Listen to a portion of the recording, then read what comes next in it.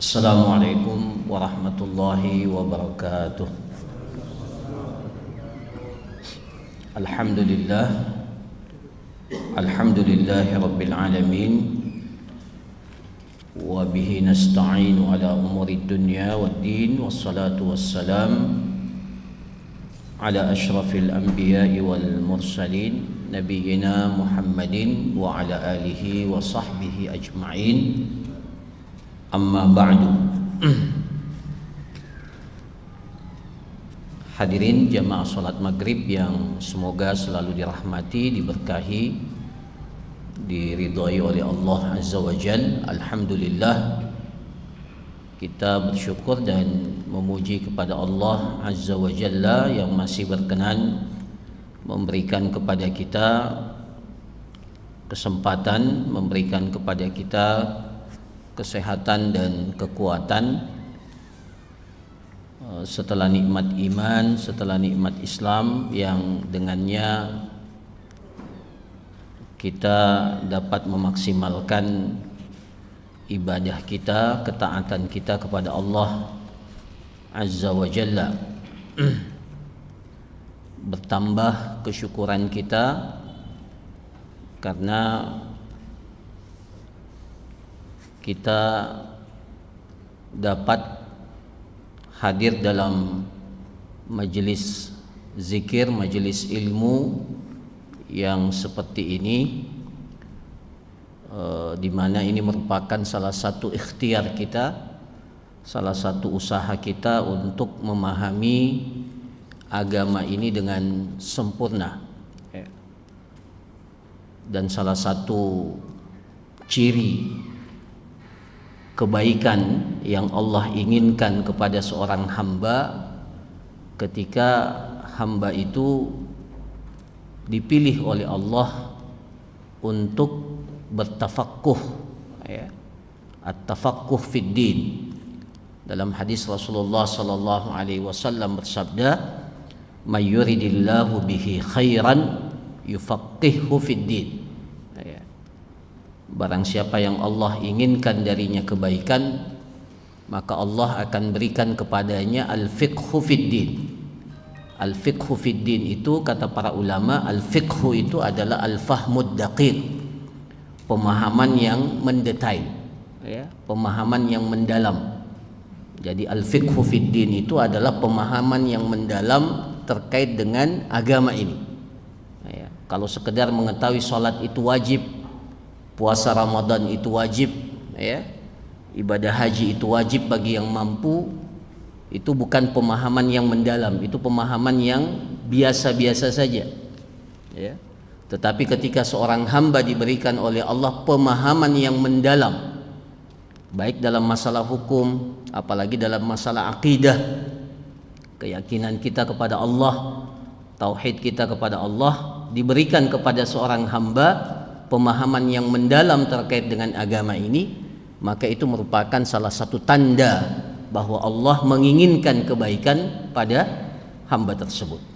Maka para jamaah sekalian, bersyukurlah kita kalau kita memiliki semangat, memiliki motivasi yang kuat untuk selalu belajar, untuk selalu mendalami agama ini secara maksimal.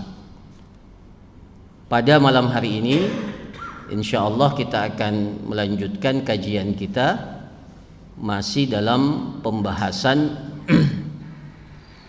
fiqhul jinayat, di mana pada pertemuan yang lalu kita telah sampai pada pembahasan bagian yang kedua dari jenis pembunuhan, jenis pembunuhan yaitu qatlu syibhil amdi, pembunuhan yang mirip dengan disengaja.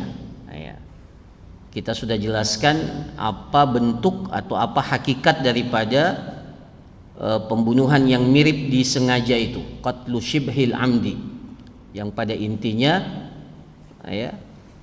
qatlu syibhil amdi itu adalah seseorang yang sengaja, jadi secara niat dia memang sengaja untuk memberikan pelajaran kepada seseorang, ya, atau untuk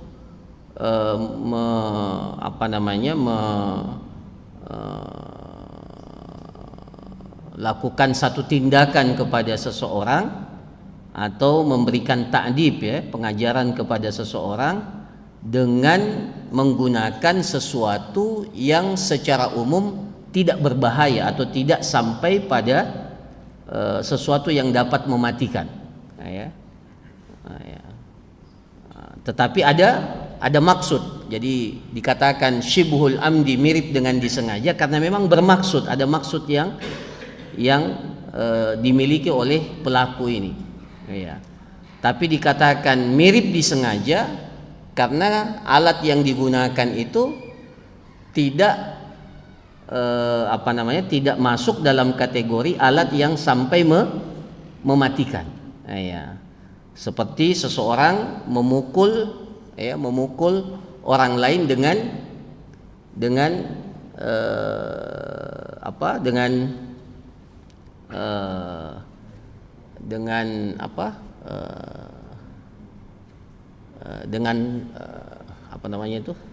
rotan, ya, rotan itu kan, ya, rotan yang kecil dipukulkan kepada seseorang, ya, itu rotan itu bukan alat yang digunakan untuk mematikan.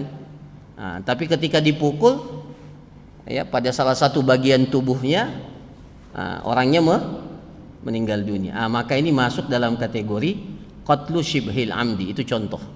Nah, ini disebutkan beberapa contoh, kita sudah jelaskan pada pertemuan yang lalu. Jadi pada intinya maksudnya memang untuk menyerang, maksudnya memang untuk melakukan satu tindakan kepada orang lain, ya, ada tindakan ta'dib, ya, memberikan pelajaran kepada orang lain, tetapi media yang digunakan atau cara yang digunakan tidak lazim atau tidak menjadikan seseorang itu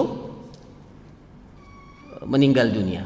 Beda dengan pembunuhan yang disengaja. Yang disengaja itu maksudnya ada dan alat yang digunakan memang mematikan.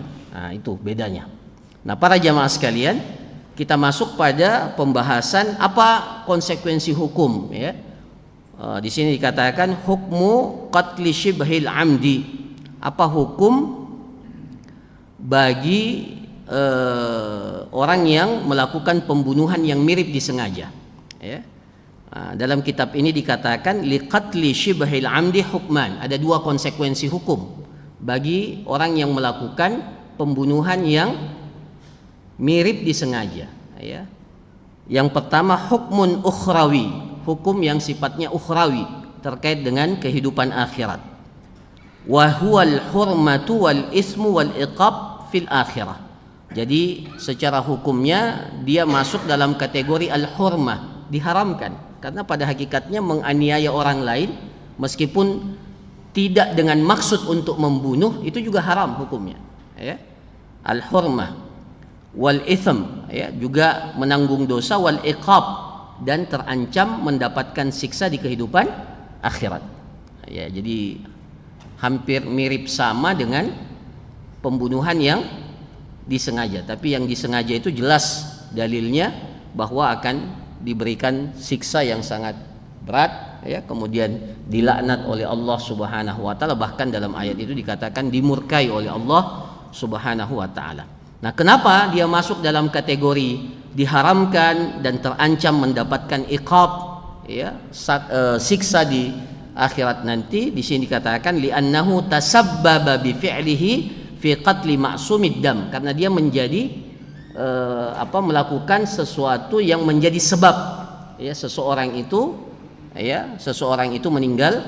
meninggal dunia, ya. Jadi ada sebab yang dilakukan, ya, dia menjadi sebab sehingga seseorang yang seharusnya darahnya terjaga itu akhirnya meninggal dunia. Illa anna iqabahu duna qatlil amdi, tetapi dari sisi sanksinya itu tidak sama dengan orang yang membunuh dengan sengaja, ya. Yang membunuh dengan sengaja itu jelas ayatnya akan mendapatkan siksa yang sangat pedih, kemudian dimurkai oleh Allah dan bahkan mendapatkan laknat pada hari akhirat.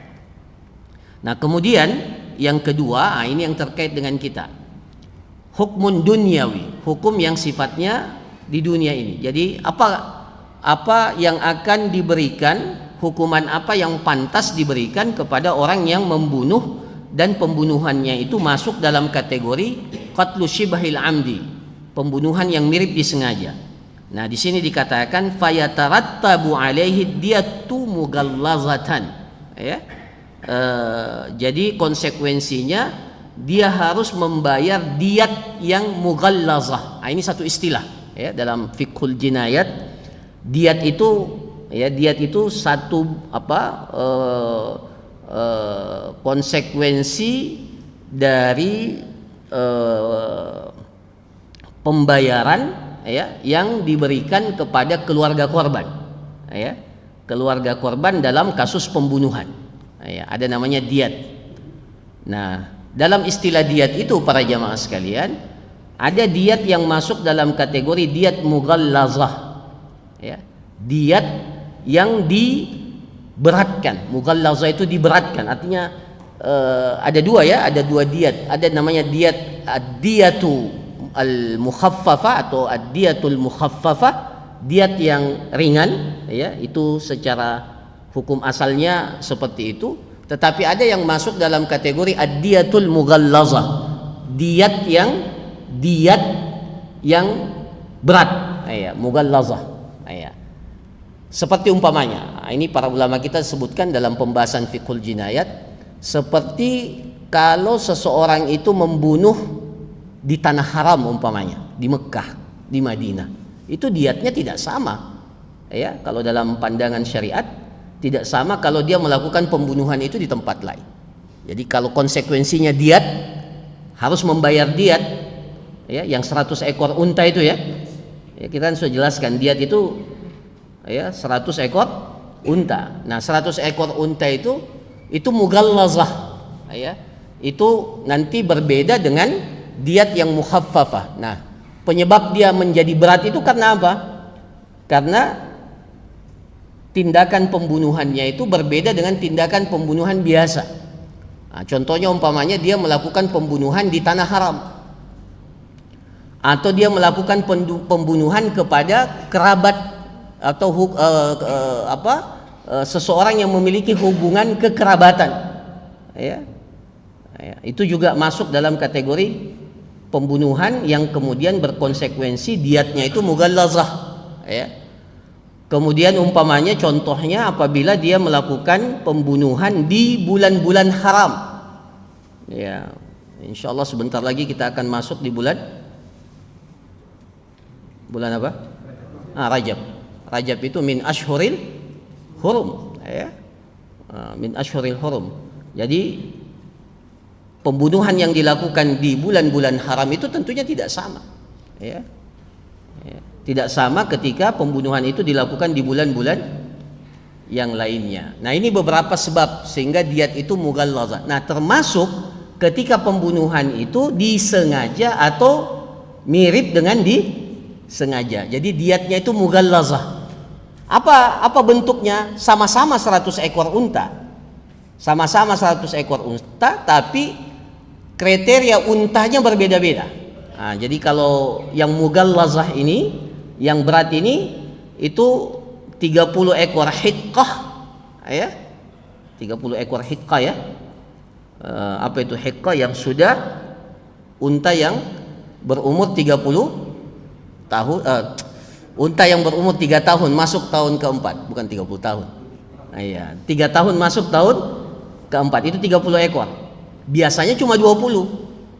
Ya, kalau yang mukhaffafah itu 20, 20, 20, 20. Jadi 5, ya, 20, 20, 5 kriteria. Ya, tapi kalau yang mughallazah ini itu 30 ekor yang hiqqah. Kemudian 30 ekor yang jazaah, ya, yang berusia 4 tahun. Ya. Nah, itu berarti sudah berapa ekor? 60 ekor, ya, yang jazaah. Nah, kemudian 40 ekor yang masuk dalam kategori unta yang berusia 5 tahun dan betina yang sementara hamil. Jadi 40 ekor itu.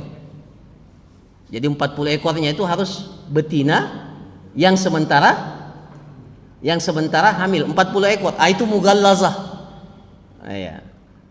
Kenapa menjadi berat seperti itu? Karena pembunuhannya masuk dalam kategori pembunuhan yang disengaja atau mirip disengaja. Nah, beda nanti sebentar kalau kita jelaskan pembunuhan yang salah. Al-qatlul khata, ya, yang bagian ketiga itu berbeda. Nah, itu diatnya mukhaffafah. 100 ekor unta tapi jenis untanya itu lebih ringan. Ya, jenis untanya lebih ringan. Jadi di sini dikatakan konsekuensi hukumnya fayatarattabu alaihi ad-diyatu mughalladhatun wa la yatarattabu alaihi qisas. Tapi yang membedakan antara pembunuhan yang sengaja dan pembunuhan yang mirip disengaja, pembunuhan yang mirip disengaja ini tidak ada qisas. Ya, tidak ada qisas. Ya, beda dengan pembunuhan yang disengaja bisa berkonsekuensi qisas, ya, ketika keluarga korban menuntut itu, ya, waliyuddam, ya, yang memiliki hak untuk menuntut itu menuntut untuk qisas. Maka bisa dikisas. Kalau dalam syibhul amdi ini, meskipun keluarga korban menuntut untuk dikisas, maka hukum tidak membenarkan itu. Ya, jadi kalau keluarga menuntut untuk dikisas, tidak ada. Ya, karena ini masuk dalam kategori syibhul amdi. Ya, dia berbeda dengan pembunuhan yang murni disengaja. Karena kalau ini kan mirip disengaja. Ya, mirip disengaja. Maka yang membedakannya tidak ada qisas, ya. Wa in talaba bihi waliyuddam, meskipun waliyuddam keluarga korban menuntut itu. Ya, jadi tidak ada hak bagi keluarga korban untuk menuntut qisas. Mereka hanya berhak untuk mendapatkan diatnya itu yang mughallazah, yang berat. Nah, kemudian konsekuensi lainnya watajibul kafaratu fi malil jani, ya, dan diwajibkan pelakunya ini untuk menunaikan atau membayar kafarah. Jadi ada dua, ya, dapat dibebankan untuk diat, membayar diat, ya, dan kemudian yang kedua dia diwajibkan untuk membayar kafarah. Apa kafarahnya para jamaah sekalian? Kafarahnya itu itqu raqabah, memerdekakan budak wanita yang beriman. Itqu raqabah, ya. Nah, sekarang kalau tidak ada budak, apa?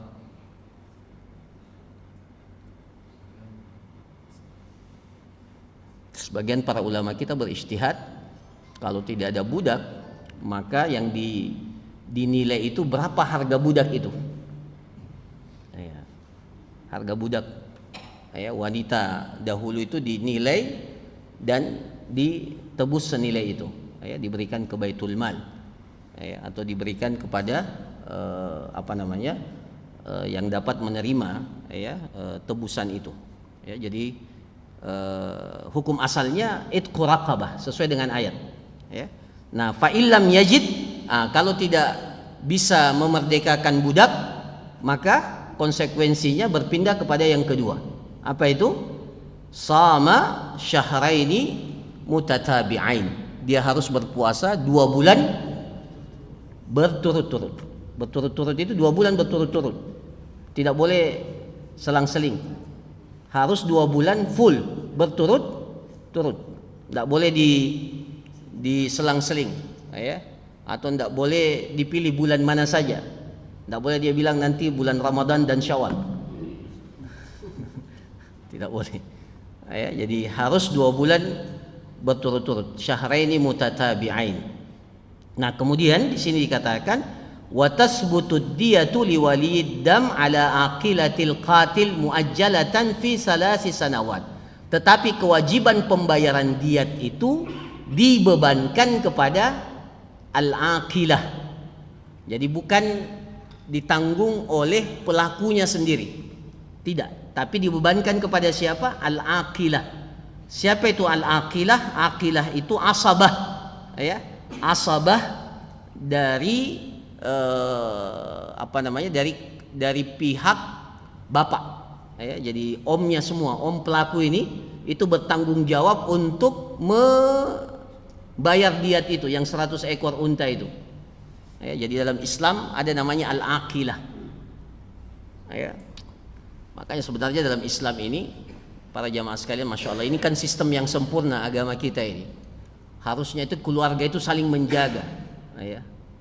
Ya, jadi jangan sampai keluarga itu ada yang jadi pelaku tindak pidana. Maka harusnya saling menjaga, karena kapan ada di antara mereka yang melakukan tindak pidana, yang bertanggung jawab itu adalah keluarga itu namanya aqilah. Ya. Ya, jadi dikatakan wa tasbutud dia liwalid dam ala aqilatil qatil. Jadi diat itu dibayarkan oleh aqilatil qatil. Siapa itu? Asabah, dari pihak bapak, om-om semua, paman-paman dari pelaku ini. Ya. Nah, itu dibayarkan berapa lama? 100 ekor unta itu harus dilunasi fi salasi sanawat, selama 3 tahun. Ya, jadi diat itu ditunaikan selama 3 tahun. Ya.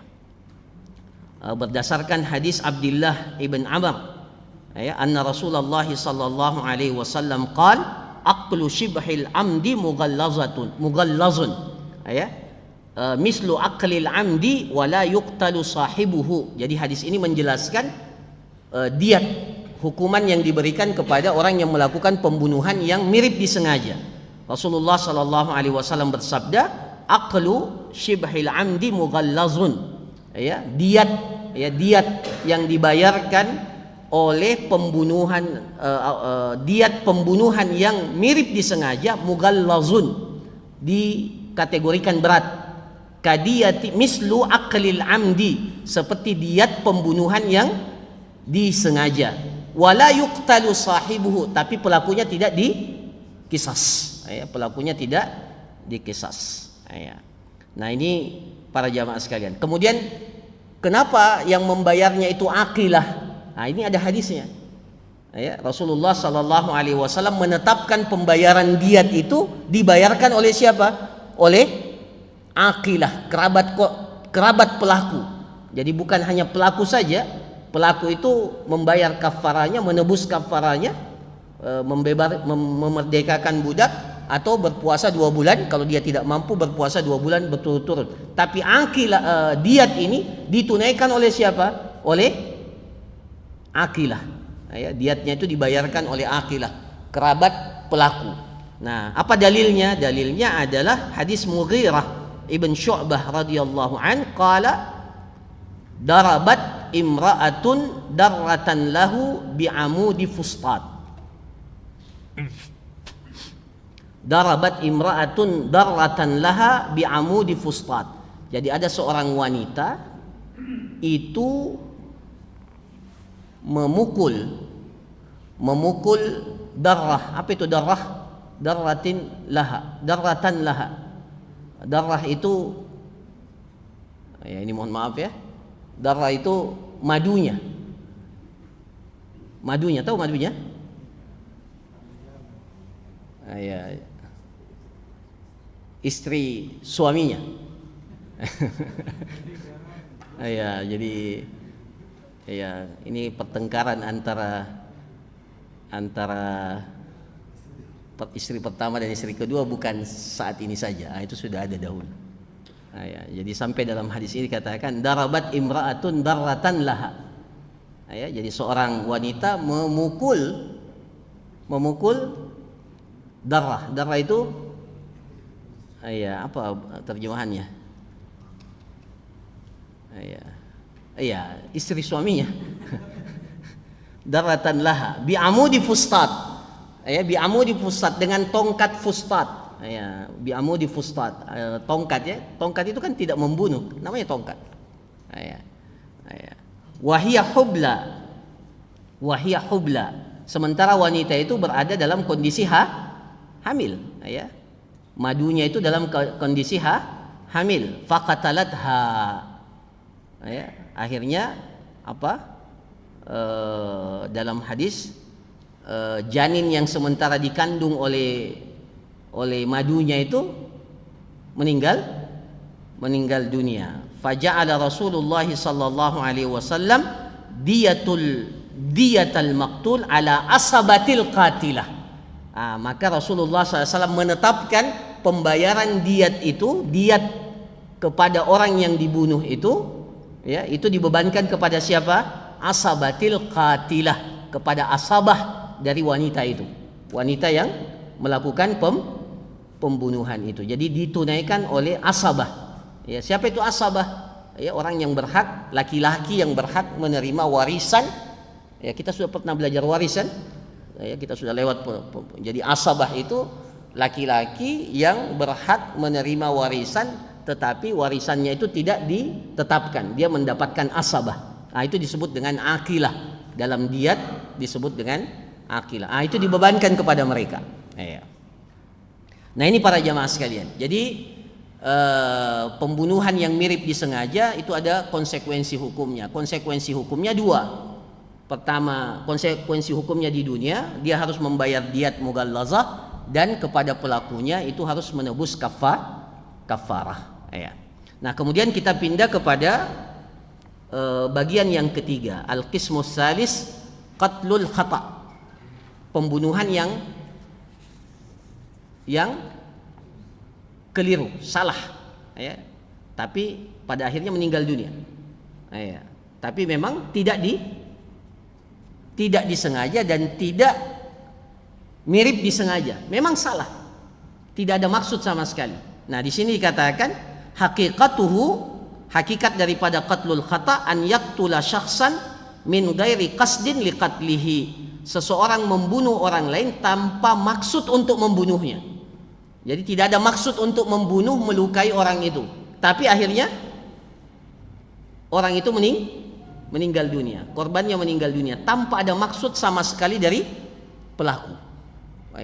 Nah, di sini dikatakan anwa'u qatlil khata'. Ternyata jenis pembunuhan yang tidak disengaja ini, yang salah ini, itu ada tiga juga, ada tiga jenis. Pertama, al khata'u fil fi'li, keliru salah dalam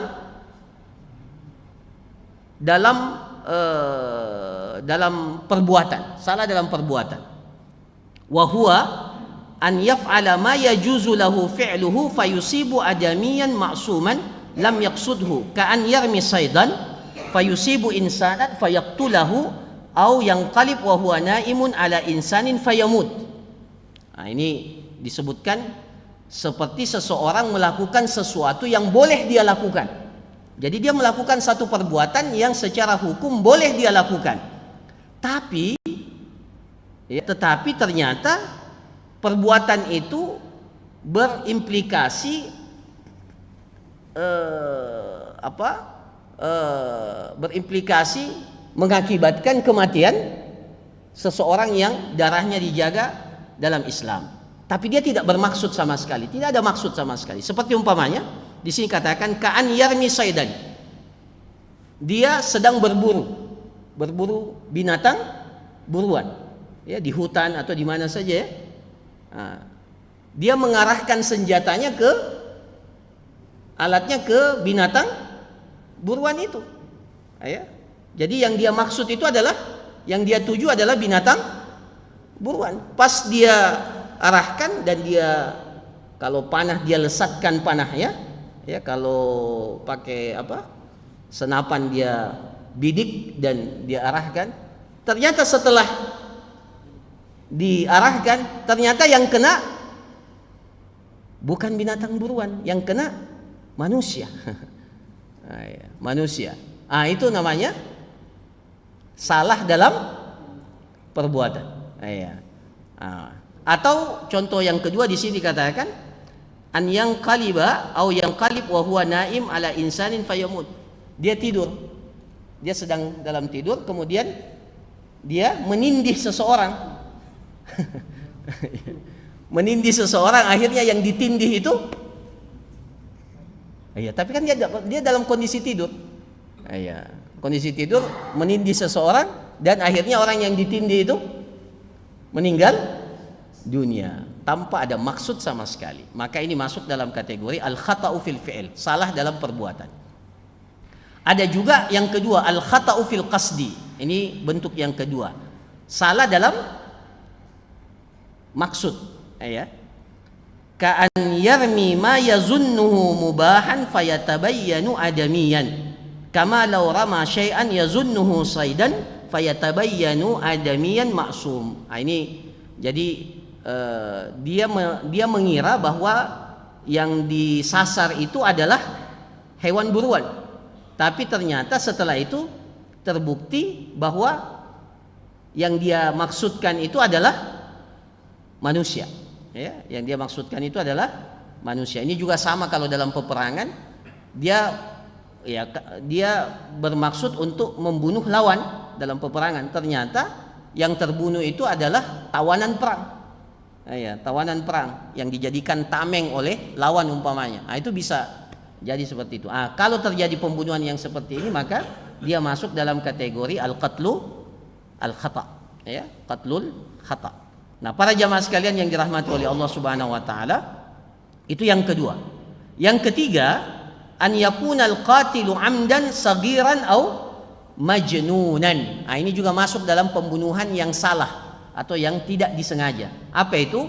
Ketika pelakunya itu anak kecil atau orang gila, meskipun dia sengaja, ya, tapi sengajanya anak kecil dan sengajanya orang gila, itu tidak masuk dalam pembunuhan yang disengaja. Dia masuk dalam kategori yang ketiga, al-qatlul khata', ya.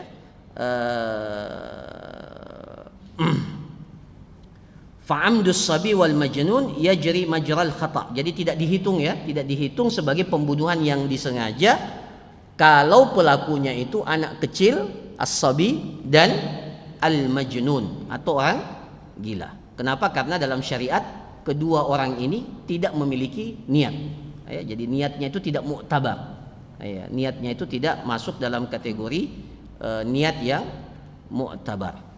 Kemudian disebutkan wa yulhaqu biqatlil khata'. Para ulama kita memasukkan pembunuhan al-khata' ini masuk dalam kategori pembunuhan yang salah ini, al-qatlu bit tasabbub, pembunuhan yang diakibatkan oleh sesuatu sebab, ya, seperti kama law hafara bi'ran au hufratan fit tariq fatalifa bisababi dzalika insan.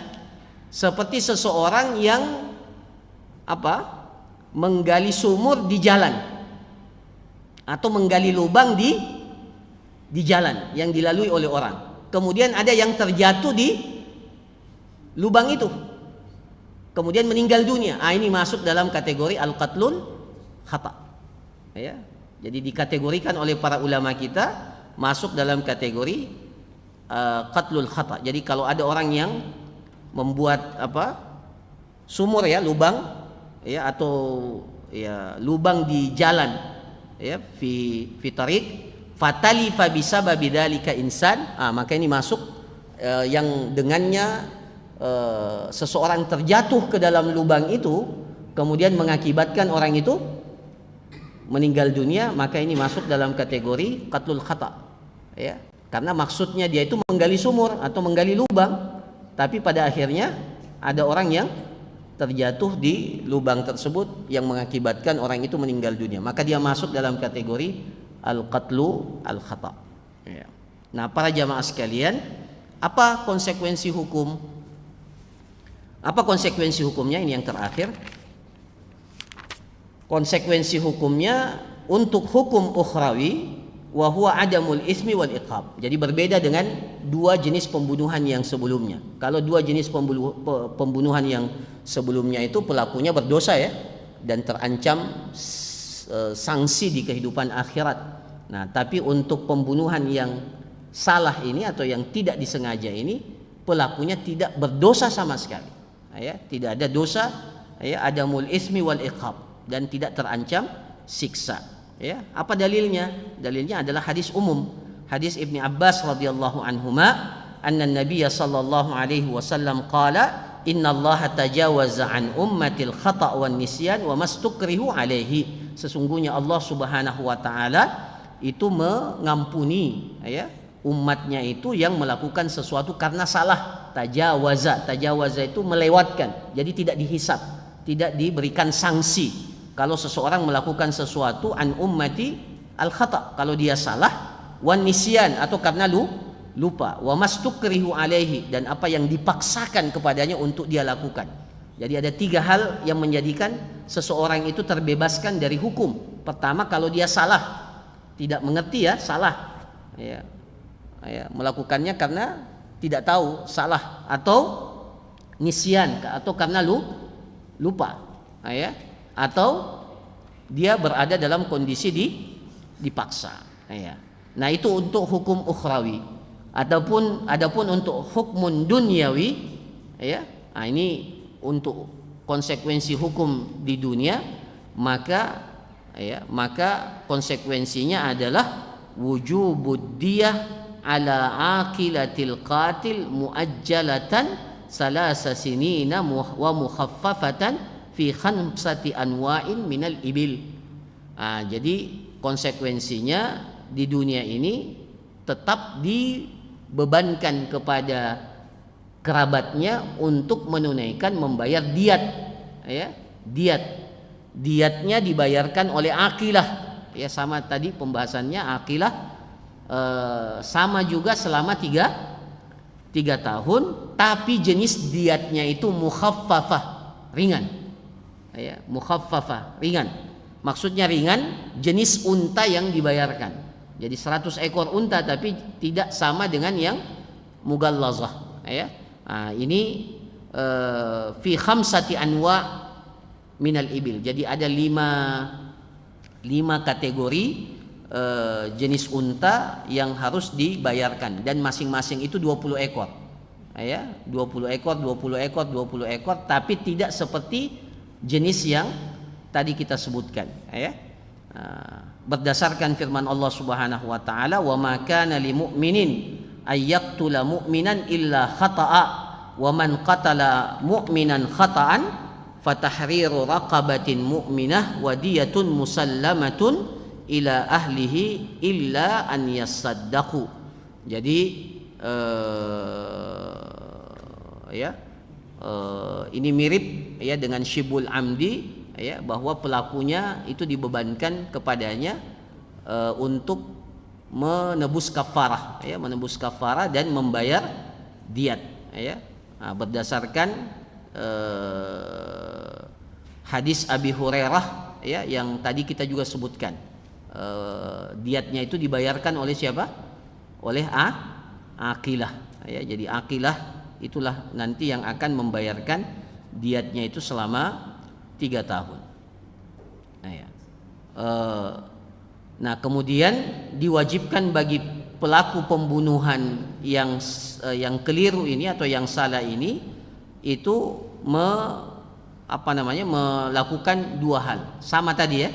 Yang pertama adalah itqu raqabatin mu'minah, memerdekakan seorang budak wanita yang beriman ya. Wa ma kana lil mu'minin ay yaqtula mu'minan illa khata'a wa man qatala mu'minan khata'a fatahriru raqabatin mu'minah.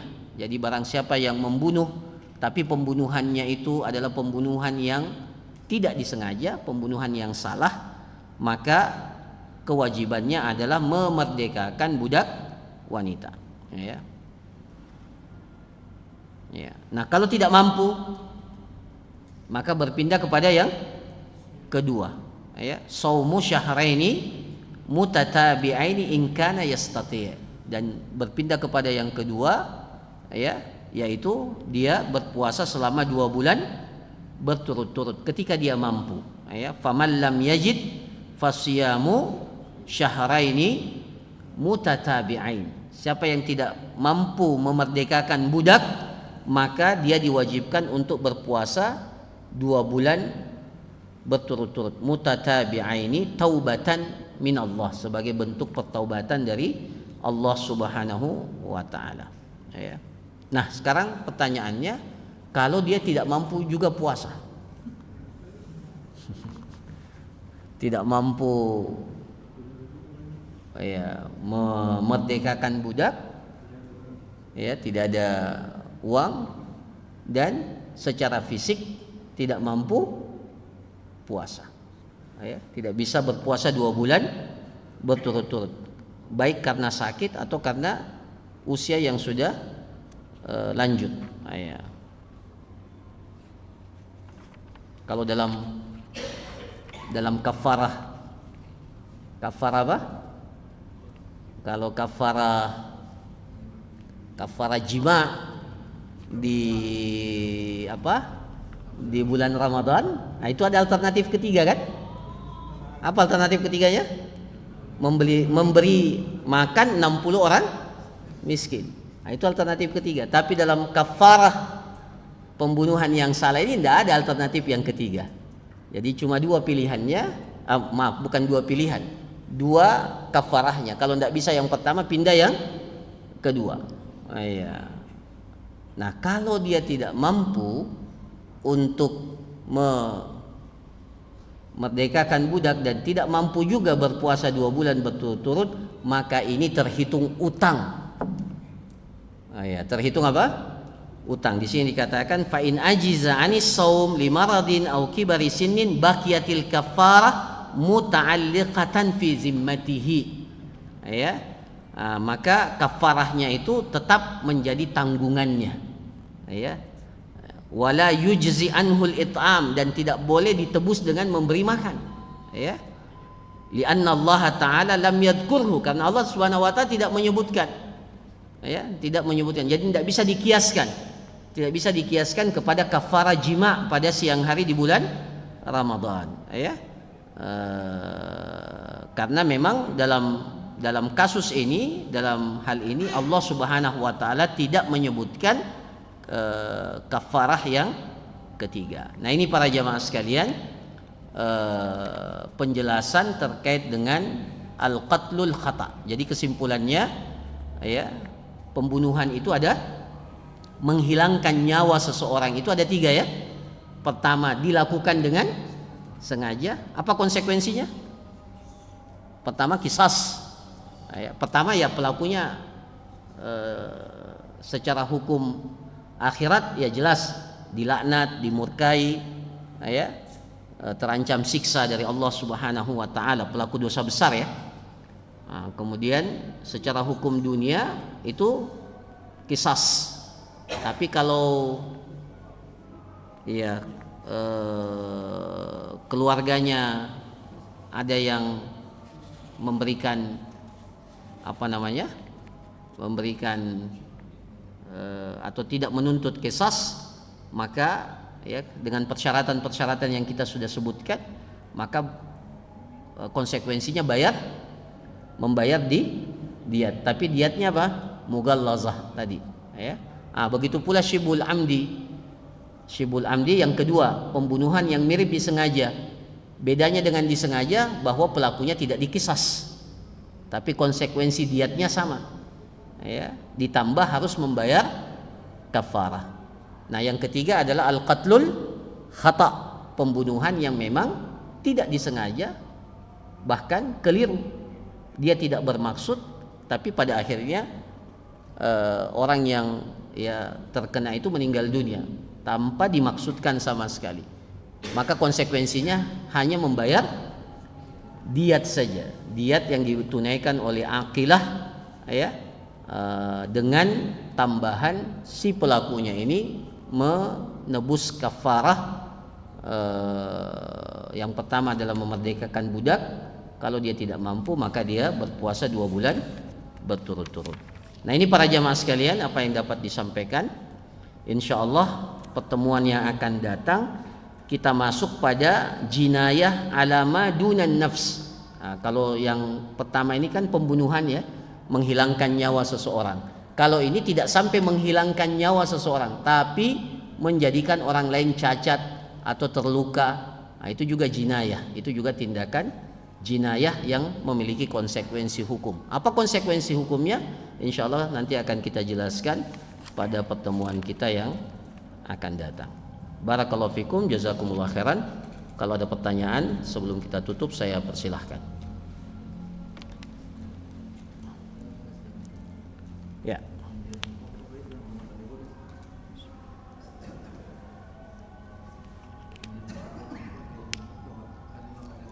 5 kategori.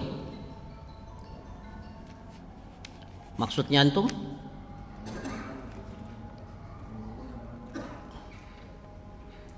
Kalau tidak salah kita sebutkan di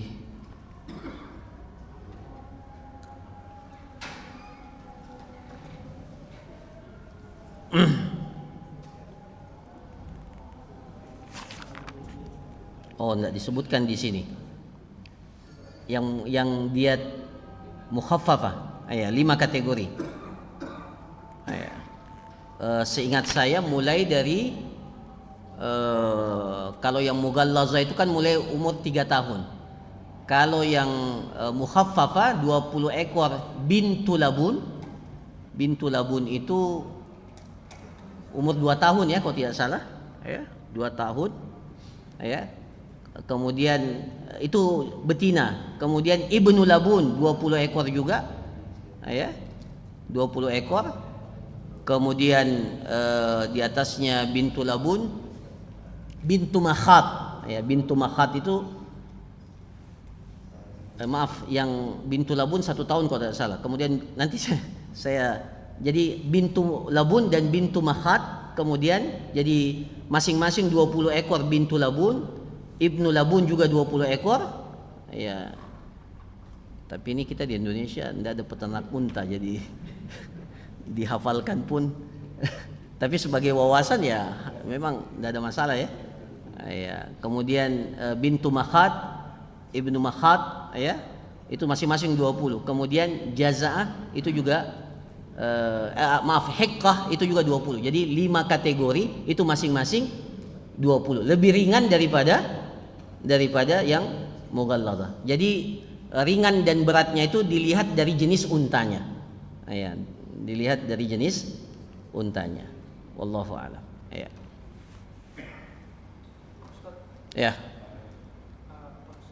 Apakah opsi memerdekakan budak di Ustadz yang 2 itu masih relate diterapkan di sekarang atau seperti apa? Cari budak di mana sekarang? Makanya sebagian para ulama kita berijtihad, karena tidak ada budak sekarang, maka nilai budak itu, nilai budak berapa? Nanti cari di kitab-kitab fikih, budak dulu itu berapa? Budak wanita yang beriman, nilainya berapa? Sekian dinar umpamanya kan? Nanti cari berapa dinar, itu nanti mereka tebus. Sama juga dengan kalau ada yang melakukan hubungan suami istri di siang hari di bulan Ramadan, konsekuensi hukumnya apa? Jangan memberi makan, itu memberi makan opsi terakhir. Pertama memerdekakan budak. Memerdekakan budak itu dulu yang pertama. Kalau tidak mampu baru kedua, puasa 2 bulan berturut-turut. Kalau dia tidak mampu baru memberikan makan 60 orang miskin. Nah, jadi kalau pilihan pertamanya memerdekakan budak, nggak ada budak sekarang. Maka sebagian beristihad seperti itu. Itu yang saya ketahui, istihadnya dilihat berapa nilai budak itu dahulu.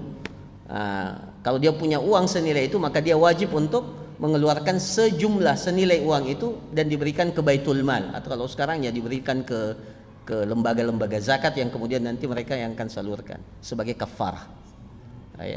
Kafarah. Berapa?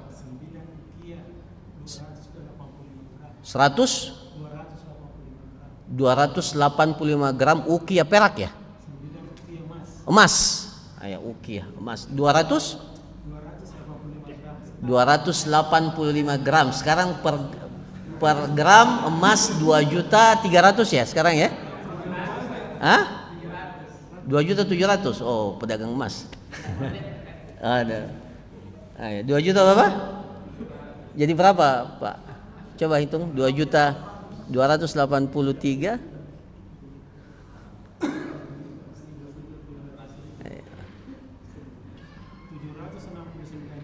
700, iya 700, hampir 800 juta ya. Itu nilai ya, nyawa seseorang itu. Ya, wallahu a'lam. Ya. Ya. Masih ada? Iya, silakan.